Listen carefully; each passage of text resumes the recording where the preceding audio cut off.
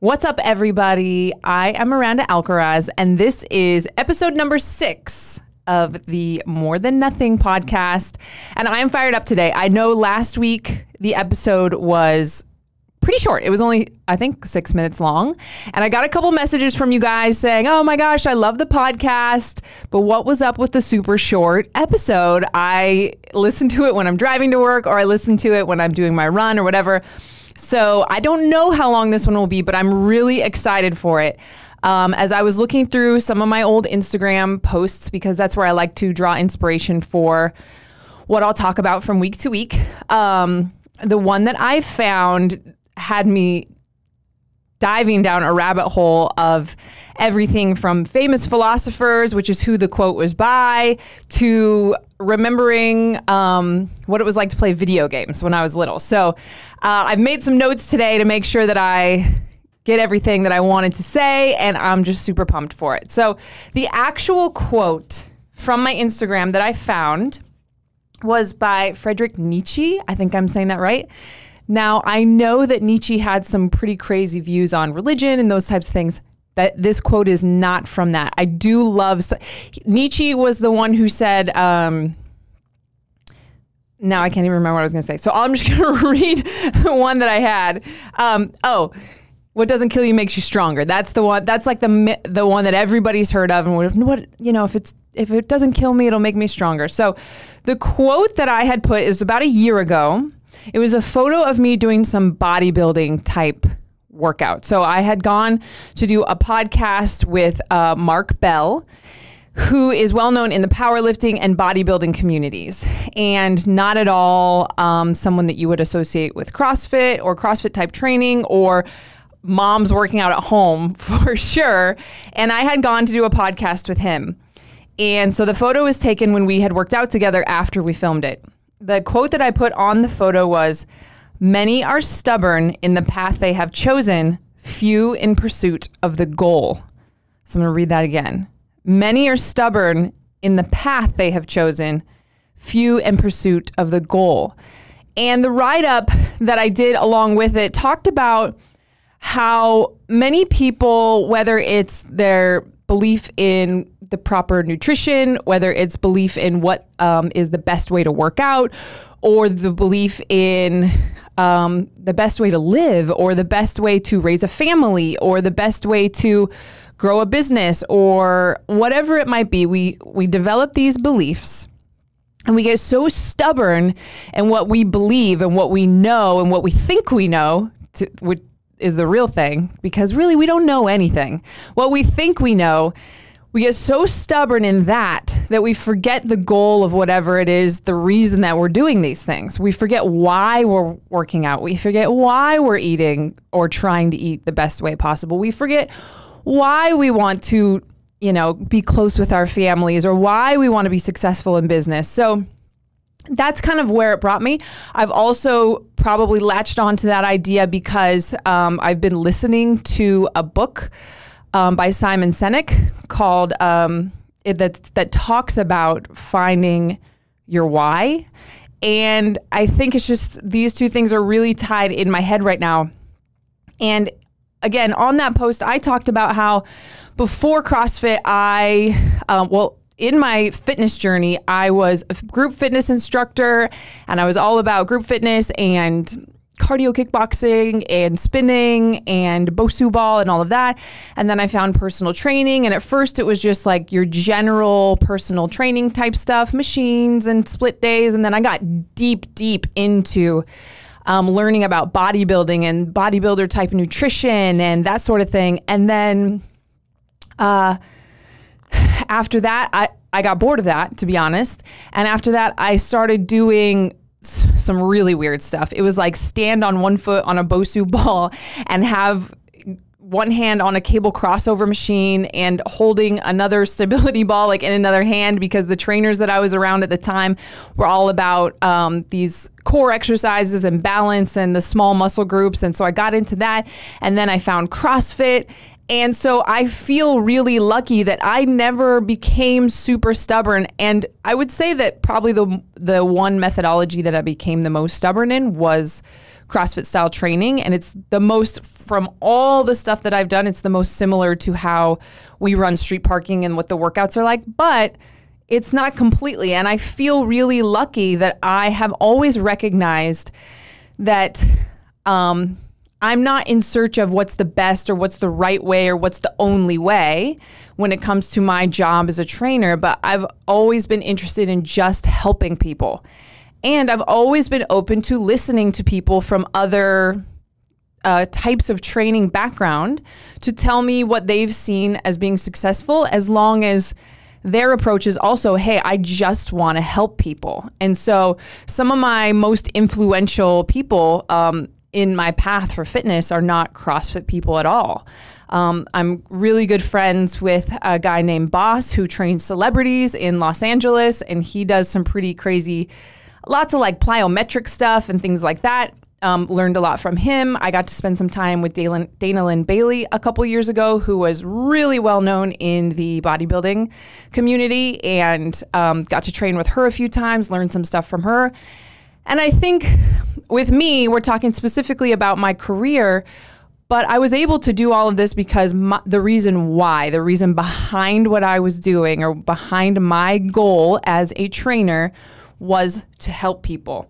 And that's kind of what I want to talk about today, is tying that back to finding a reason why. And, you know, I think a lot of times, and even I've been guilty of this for sure, that we tend to demonize certain goals and glorify other types of goals. And I even did this actually as I was preparing for this podcast. When I was reading some more about Nietzsche and the quote from Nietzsche about being stubborn in the pursuit or in the path and not the actual goal, I came across an article where they were talking about a concept by Tim Ferriss, who is like a really well-known writer and has a really popular podcast. And he was talking about micro happiness versus macro happiness, and this idea that things done directly to increase pleasure are unlikely to have high or lasting payoff. So I kind of wrote down some ideas of what that might mean. Often demonized are goals like, I just want to make a bunch of money. And you'll hear that and be like, oh, this guy, super selfish, right? Or I just want to be famous.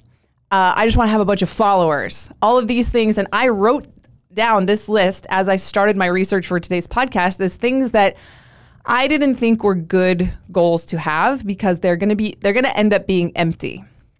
I want to have a hot body, I wrote down, or I want to impress other people. And when it comes to this micro happiness, or these like fleeting moments of, yes, the money is going to make you happy for a little bit, or yes, the fame is going to feel great. You know, back in the day, we used to talk about, or we still talk about, people whose goals are to, in our background, I guess, win the CrossFit Games. And we're like, okay, that's great, but that's not it. The next day, you're going to be like, okay, now what do I do? And these micro happiness type goals are kind of temporary. And I think that oftentimes we glorify them in our brains to think, if I could just have a hot body, I would be happy. If I could just make $200,000 a year, or, you know, have $1 million company, I would be happy. And we all know, well, and maybe we don't all know, but I definitely know people who have all of those things, or who have done all of those things. And they're some of the most miserable people I know. So we kind of demonize those things, and we maybe push people to not have those goals. But I kind of, as I was researching this, started to think that it's not the goal in itself that's wrong. It's the reason why you want those things that can either make or break how happy or how much fulfillment it actually gives you. And this is where the video games thing comes in. Right? I was texting with one of our coaches at street parking, Jeb, and I was like, what do you think about Nietzsche? And Jeb's like, well, you got to be careful with Nietzsche, because he goes a little crazy on the, you know, the God stuff. And he said some pretty nutty things, as many philosophers do. You know, they go deep and maybe say things that can easily be taken out of context or whatever. And I was like, and I agreed with him completely. And we were talking about this idea of micro happiness. And we were talking about this idea of the why behind the goal, or just goals having a short-lived moment of happiness where that's probably not really what people thought was going to happen. And it reminded me of when I was growing up, I loved playing Super Mario Brothers. I loved it so much. I grew up with 4 brothers myself.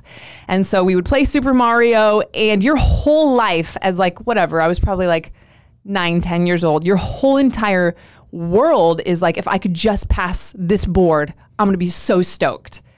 And you believe in your soul that if you can pass this level or board or castle, that you're just going to be so happy forever. And it's that, when you're a child, your goals are a little bit smaller and your mind frame is a little bit smaller. And then you beat Bowser, right? And you pass the board and you're like so happy and jumping up and down with whoever you're playing with. And, we didn't have text messaging back then, but if we did, we would definitely be posting that on our Facebook pages and Instagram and texting our friends and telling them we passed level, whatever it might be. And then what happens is it sinks in that now you're on the next level, and the whole cycle starts back over again. The whole cycle of, okay, well now if I can just be this board, and your whole world becomes that. That is reality in the most simple terms. So going back to, I just want to make a lot of money. Well, when you're 20 years old, a lot of money might be, I want a job that pays me $40,000 a year. And then as soon as you hit that, it's like, okay, well now if I could just get to 60, now if I could just get to 80, and it's never ever going to be enough, because as soon as you pass that board, right, that's your new reality. And then that becomes normal and you're going to want more. That's how human beings are wired. The same thing goes for fame. The same thing goes for followers. The same thing goes for how you look. And we've talked about this on the podcast before. So what is it then? What are good goals to have, right? And so going back to the Tim Ferriss article that I was reading about micro happiness versus macro happiness, is that we've got to have goals that have a little bit more meaning. So the macro happiness goals that I wrote down that I could think of that are a little bit more tied to meaning are our relationships, growth, our health, love, connection, learning, giving, and learning how to be grateful and gratitude. So these are all things that are more ideas almost than measurable goals. And I think that's why people have such a hard time with them. Like, how do you measure a relationship? Do you measure it by the years? Well, that could be really crappy years. Or you could have known someone for a short amount of time, whether it's a friend or a significant other, and have a really deep relationship that's super meaningful. How exactly do we measure health? For me, health is measured as my ability to go do fun things whenever I want to do them. So if I'm on a trip and someone brings up a hike, I can go do that. I can chase Knox around. I can carry him up the stairs, even though he's getting heavier. I can go work out with my friends. I can learn how to surf, all of these things. That's how I would measure health. But a lot of this stuff is hard to measure.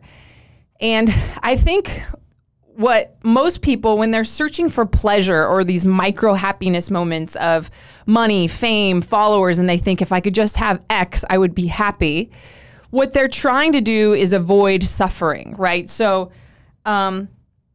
lack of suffering doesn't exist, because, think about it. Think about every single human being that you know in your life. I was doing this last night. Not a single one of them is just happy and fulfilled and has no further goals at all. There's not a single person that I could think of that doesn't have any problems in their life and doesn't have anything that they're striving for that is causing them, whether it's our team here at Street Parking, we're all working really hard to build something, and it's tiring and it's long hours. Salvi is sitting here behind the camera right now. It's 9:30 a.m. on a Sunday. And he's in here, and this isn't probably where he wants to be right now today, but so you could call that suffering. He's not on a beach in Tahiti somewhere, and I'm sure that would be really nice for him. as it would be for me. But as soon as Salvi got to the beach in Tahiti, a week, 2 weeks, 3 weeks in, his brain's going to be like, okay, well, what else can I do? How can I be even happier than this? Or what new goal can I have? That's how we're wired. So lack of suffering doesn't exist. And a life of pleasure without struggle, us living on a beach in Tahiti with unlimited resources, equals boredom. 100%. You will get bored, which is just a different type of suffering. You'll have no meaning and you're not learning or growing in any way, which is where humans become just unhappy in a different way. So this is kind of like this rabbit hole that I went down yesterday, and I was like researching and reading all of these articles, and it really comes down to, I really love this quote, and of course I didn't write down who it was by. Sorry about that. But what you get by achieving your goals is not as important as what you become by achieving your goals. So what you get, those micro happiness, if your goal is all of the money, or your goal is to lose 40 pounds, or your goal is to become famous, you become a famous actor, what you get by achieving your goals is not as important as what you become by achieving your goals. Now, you can become something really dark in pursuit of those goals, or you can become something really great and you can become a better version of yourself. And that, again, comes back to why you wanted to achieve that stuff in the first place.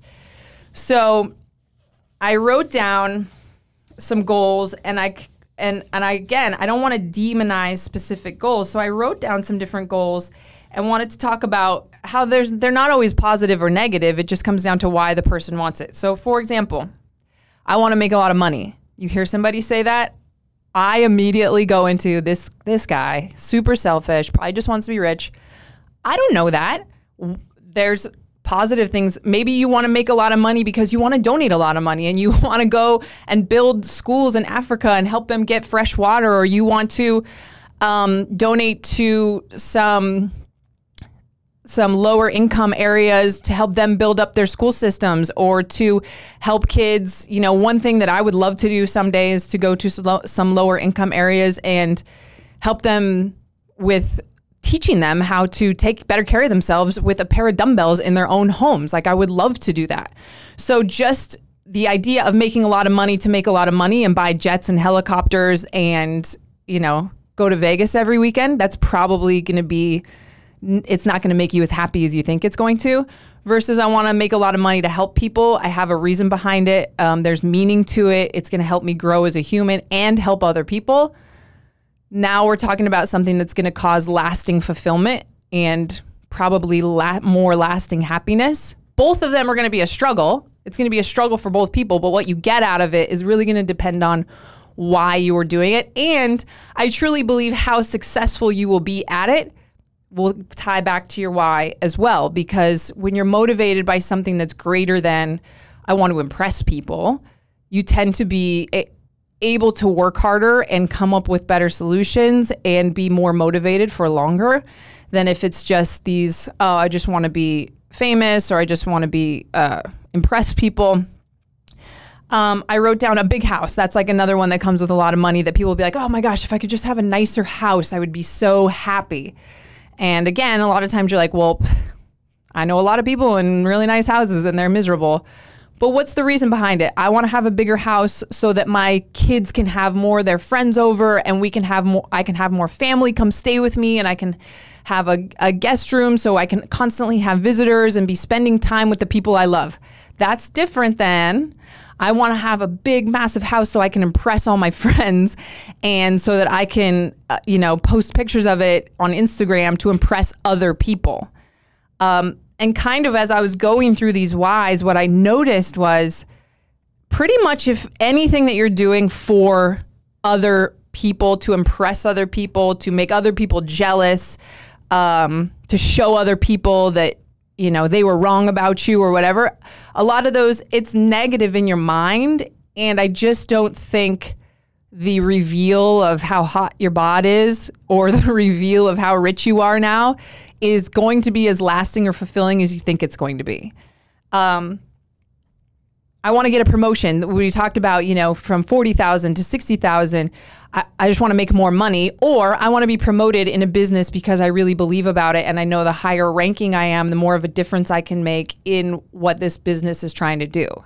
So I would love it if all of our employees here wanted to be more involved and have more job responsibilities so that they could help more and help push our message more than they just want to make more money and be paid more. And there's a big difference in fulfillment that you'll get and how successful actually you'll probably be in getting those raises and promotions and things if we can feel the reason why behind it.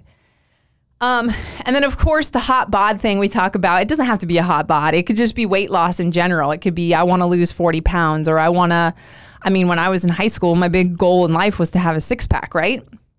So we graduated from Bowser to now I want to have a 6-pack because another girl on my cheer squad had one. And I've talked about this story before. And she told me that if I ran track and did the track team, that I would get a 6-pack. And you want to talk about struggle, there was some struggle in the track practices. I'm still like mortified. Anytime I talk about running around a track, whether it was high school or training for CrossFit, it's really bad.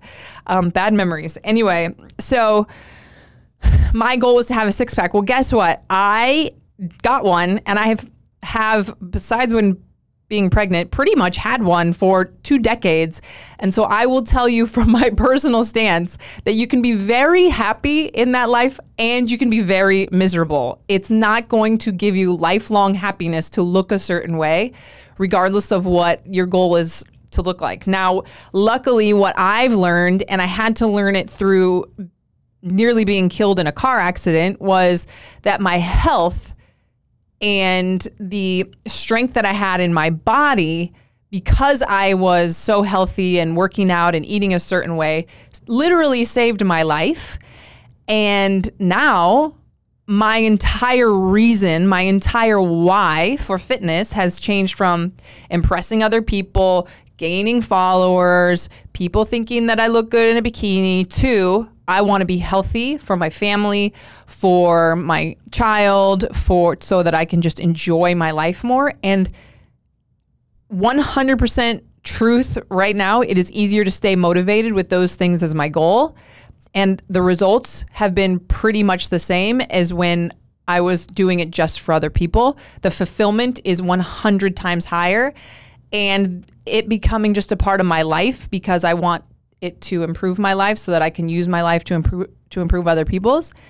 It's just easier it feels better. It feels more genuine. It feels more realistic. It feels all of that. So,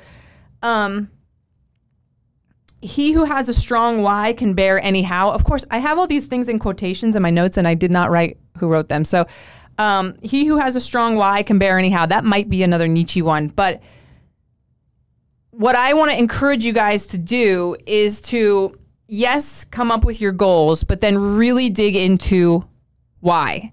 Why do I want to do this? And really uncover why you want to do it is for other people and not to help other people, but for other people in that I want to lose 40 pounds. Why? Because then I'll look better. Okay, why does it matter if you look better? Because then I'll be happier. Okay, how will you be happier? Well, my husband will love me more. No, he won't. I promise you, that doesn't come. He might tell you look more beautiful or be more physically attracted to you or something, but guys, I remember the day that I learned that Halle Berry had been cheated on was the day that I realized you cannot be so beautiful that you are immune to that sort of thing. Okay, her being, to me, back in the day, still, whatever. She's like 50 something years old and she's smoking hot, okay? She was cheated on and I was like, how? How is this possible? She's perfect, right? Because that's not what it's about. A lot of times that stuff comes from a problem from the other person. It has nothing to do with you, nothing to do with how you look. There is no amount of hotness that can prevent that. And if your husband being more in love with you or attracting someone more of the opposite sex, you might be able to, at a bar, attract somebody. But if that person, if you can't build a connection with that person, if you don't have the confidence in yourself, if you don't have the ability to open up, if you don't have the ability to laugh with them and just common interests, it's not going to matter after a couple weeks how hot you are. They'll find somebody else that's hot that they can connect with better. There are millions of hot people on the planet.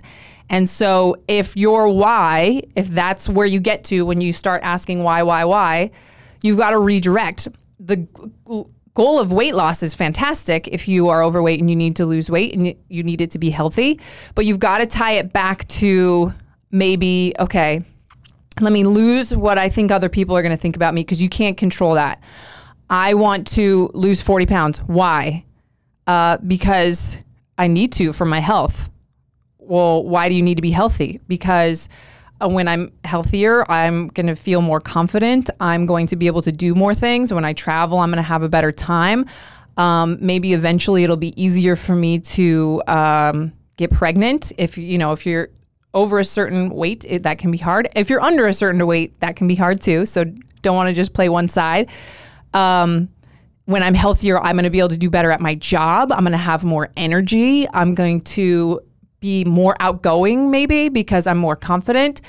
I know that fitness will teach me how to overcome things that right now I completely avoid because I prefer sitting on my couch and watching Netflix, and I know that's not helping me grow as a person, and I really do want to push myself out of my comfort zone. So we've got to change the why. I want to make a lot of money. That's not, again, it's not a bad goal. Why? Because then I'll be happy. Okay, how will you be happier if you have a lot of money? Because then I'll be able to buy whatever random Range Rover. I come from the Silicon Valley, and that's the thing over there, right? Is buying the Range Rover. Okay, so then you have the Range Rover. Are you happier now? Yeah, for how long? Until you realize that there's a new Range Rover that came out, or that your life is still the same. You still go to the same job, and you still have the same friends, and you still have other problems. Okay, so let's redirect. I want to make a lot of money. Why?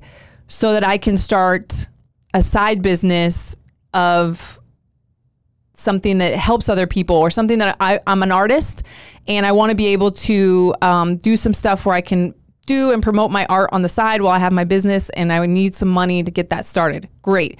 Now you're pushing your money into something. Your goal to make money is to help you build something that you're super passionate about, and not just something that you think is going to make you happier because of how other people view you.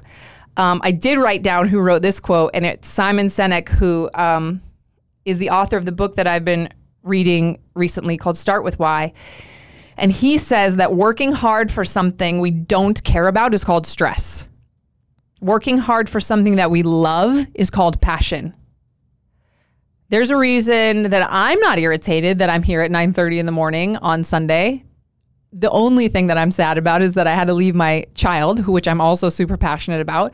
But I'm passionate about sending this message to you guys. I'm passionate about street parking. I'm passionate about what we're trying to do. And I have no specific money goal. I have no specific certain number of members or certain number of listeners to this podcast or certain number of followers. My goal is to help as many people as possible. And I will work extremely hard to do so. Working hard for something we don't care about is called stress. Many of you listening to this are probably not in the position that I'm in right now, and you have jobs that you're not passionate about and you don't care about, and it's stressful. You don't want to go there every day. You're driving to work and you're in traffic and you're pissed because you're going there, and you can't wait until it's over, and you can't wait for the weekend. Working hard for something we love is called passion. So I was thinking about this because I don't want to say lucky, because I've done a lot of things that have been very stressful to get to this point, but I am in a good place now, and many of you aren't, so that's kind of annoying if you're listening to this.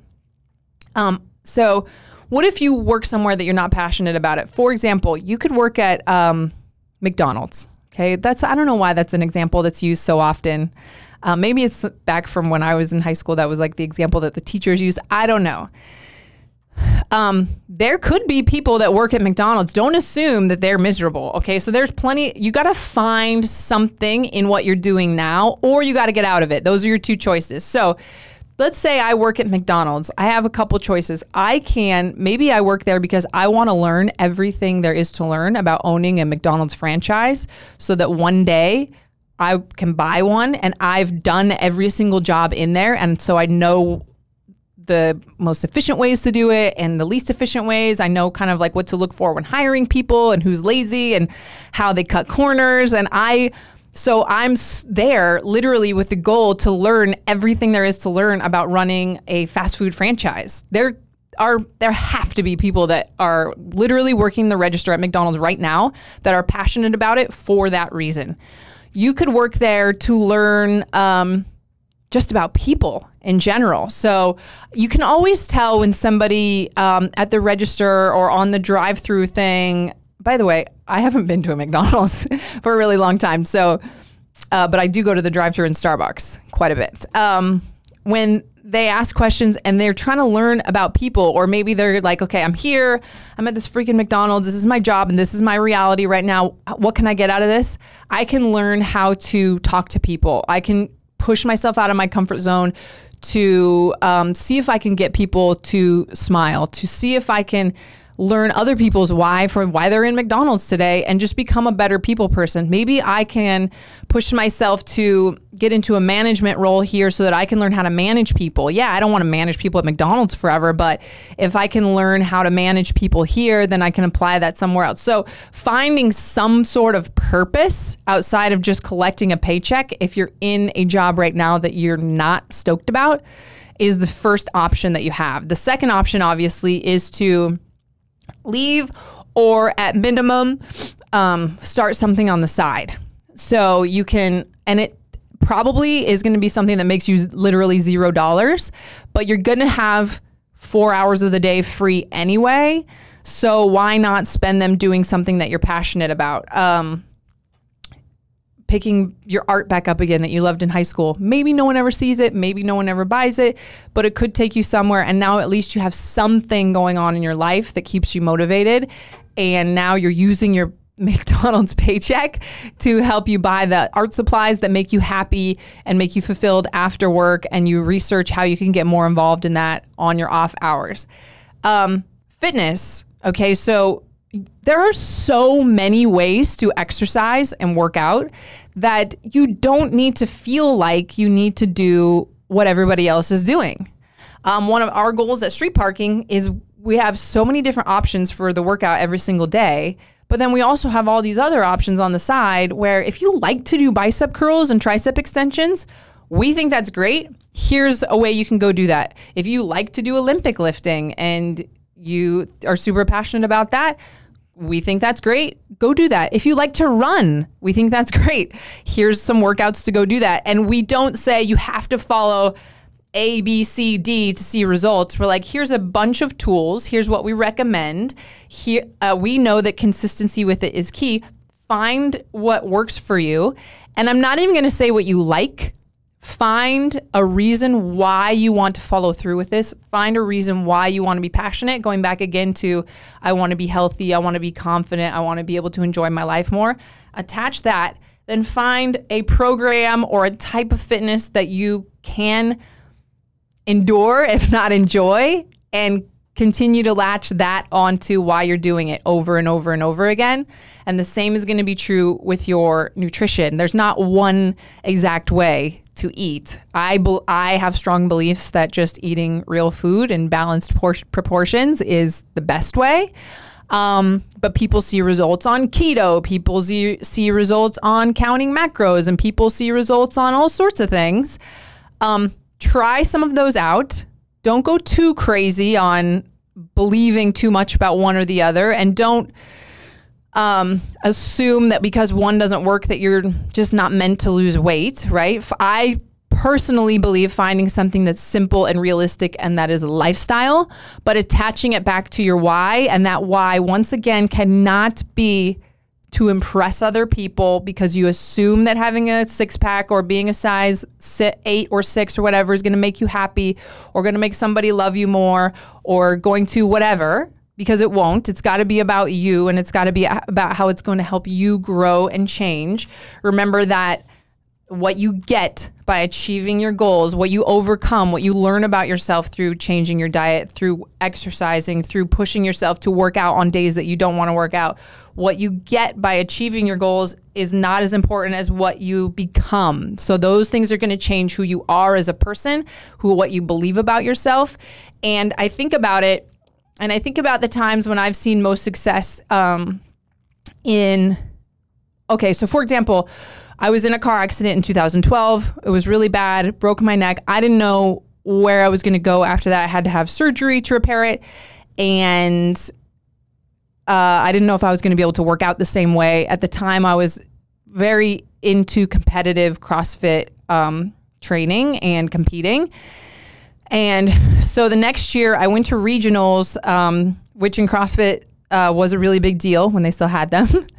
And I placed 7th at regionals, and it was the most meaningful thing to me in all of my competitive career, not because I impressed other people, because I was so proud of myself and how I had overcome that obstacle of the car accident and worked so hard to get back to where I was before.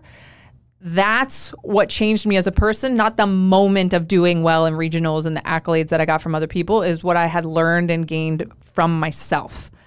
So again, guys, no goals are right or wrong. There are just reasons why that tend to lead to actual growth and happiness versus disappointment and emptiness. When you pass Bowser, if that was your entire goal in life, there's always going to be the next level. Make sure that the journey that you're on is as meaningful as where you're trying to go.